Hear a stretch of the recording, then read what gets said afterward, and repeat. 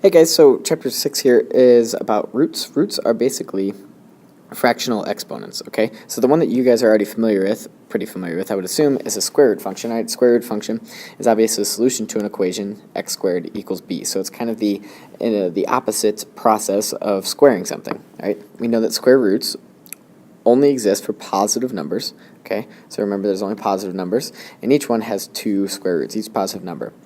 The square root and the negative square root, okay? So if we're going to do the square root of 0.49, we know it's plus or minus, okay, because each positive number has two square roots, and square root of 49 is 7, so this is going to be 0.7, right? And obviously you could type that in your calculator, it'll give you the same answer.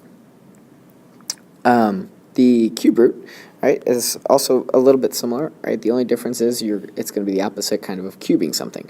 It's a solution to the equation x cubed equals b. Couple difference here. This works for positive and negative numbers, and you're only going to have one solution, okay? So it works for all numbers, and there's only going to be one solution, unlike the square root function that only works for positive numbers and has two solutions. So the cube root of 125, all right, you could think about in your head, what multiplied by itself 3 times is going to be equal to 125, or you could type this in your calculator, okay, by rewriting it. Like I said, it's like a fractional exponent. So 125 to the 1/3 power is going to be equal to 5. So the way you type this in your calculator, you type in 125, then hit the little caret button for your exponent. Make sure you put your 1/3 in parentheses, and it'll spit out 5 as the answer for you. Now there's bigger roots than just squaring and cubing, right? You could do any number, right? We've got an example here with 4 and an example here with 5. You always know the number, basically of the denominator of your fractional exponent, by these numbers right here. And if there's no number there, we assume it's a 2. So these solutions, let's work out these couple problems. We've got the 4th root of 0.0081. Okay, so what I'm going to do is I'm going to teach you a different way to type this in your calculator. Obviously, this is what number is multiplied by itself 4 times to get 0.0081. Another way to type this in your calculator is to type in the 4, right? The 4 from right here in your calculator. Then hit the math button. If you go down to the 5th one down, you should see an x square root. Click that. Then type in your number, 0.0081, and it'll give you the answer 0.3. Oh, sorry, I need the pen. 0.3. Right? But because this is the 4th root, it's also going to be plus or minus 0.3, because, think about it, negative 0.3 times itself 4 times is also going to give you positive 0.0081. Okay, so any even number up here is going to give you plus or minus. Any odd number up here is just going to give you either plus or minus based on what you have on the inside. So, number 5, type in your calculator either way, either with a fractional exponent 1/5 or with the method I just taught you, and your calculator is going to give you the answer -3. Okay, so breaking down this radical, there's a couple different parts of it, right? This right here is what we call the radical. Okay, the number up top, the n, is called the index, and the number on the inside, our b, is called the radicand. Sounds like a Pokemon to me. Anyway, that's just terminology in case you see those things, you know what they're talking about. All right, couple properties here to add on top of this. If you take the square root of something, or any root of something, and raise it to the same power, so the index and the power are the same, they're going to cancel each other out. Okay, it works for so this one we're doing the root first, and then raising to a power. Okay, so that's like this problem right here. So if we take the cube root of -5 cubed, right, these 3's are just going to cancel each other out, and you're going to be left with -5. Right? Now the second one is a little bit more complicated. If you do the exponent first, see the exponent's on the inside, and then raise it to the power, you're going to get two different answers based on whether or not n is odd or even. So if n is odd, then they're just going to cancel each other out perfectly. Okay, so if n is odd, like this problem right here, number 5, it's got 5, so we're doing 10 to the 5th, and then taking the cube root or the 5th root of that. These are just going to cancel each other out, and you're just going to be left with 10. Okay, But if it's even, all right, so if these numbers are even, so this, once again, exponent on the inside, then take the root. If it's even, then you're going to take the absolute value of whatever b is. Okay, so that means it doesn't matter if it's positive or negative, you give me the positive answer. So this one, look at it, we take the exponents on the inside of the radical. Okay, they're both even, they're both the same number. So that means they're going to cancel each other out, but we need the absolute value of negative 3, which we all know is positive 3. Let's go to the examples.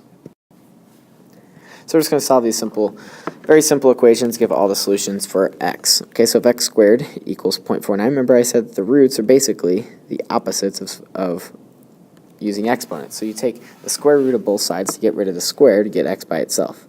The square root of x squared, the square root, and the squared are going to cancel each other out. And the square root of 0.49, we already did, is plus or minus 0.7.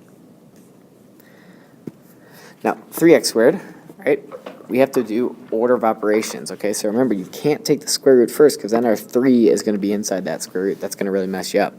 Okay, instead of that, divide the 3 over, then take the square root. Okay, so 432 divided by 3. Oh, 432 divided by 3. I don't know that in my brain. Oh, it's 144. That makes sense. Equals 144. And get rid of our squared by taking the square root of both sides. So x is going to be equal to, don't forget the plus or minus 12. All right, number 3. Now, once again, this is just more difficult, I guess, kind of order of operations stuff. So we're going to subtract the 45 over. Right, then we've got 5y squared equals negative 45. Divide the 5. Y squared equals negative 9. We could take the square root of both sides to get rid of the squared, but we got to take the square root of negative 9 here. Could we take square root of negative 9? Heck no, because it's an even index, because the index is 2. You can't take the square root or the root of any even index of a negative number. So this is going to be no solution. Number 4 is kind of a little bit the exact same, I guess. All right, we're going to add the 24 over. That's just bad writing.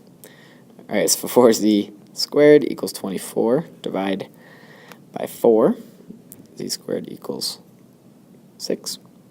And the square root of 6 is going to be our answer. But remember, we need plus or minus, and you can't do anything with square root of 6, so you could just leave it just like that. All right, number 5. We could subtract the 81 over. Divide by 3.